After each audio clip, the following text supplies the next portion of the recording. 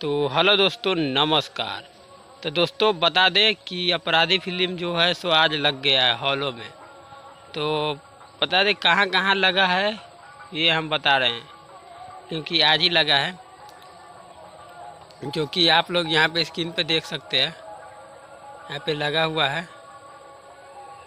तो ये फिल्म बिहार के जितने भी ज़िला है, पटना, सीतामढ़ी, हाजीपुर, छपरा, यानी इतना है कि हम बता नहीं सकते। तो आप लोग खुद ही यहाँ पे देख लो कि कौन सा ज़िला में लगा है।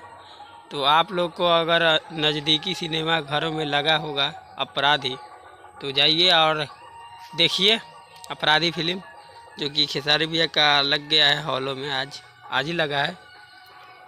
ऐसे तो पोस्टर बहुत दिन से मतलब कि आया था पर लगा नहीं था, तो आज लग गया है हॉल में।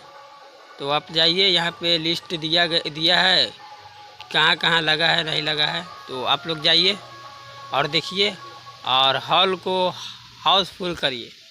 जाइए, एकदम फाड़ देना है। अभी तो राजा राम आएगा तो हम भी जाएंगे देखने। हमारे नज़दीकी सिनेमाघर में नहीं है लगा, नहीं तो हम भी जाते।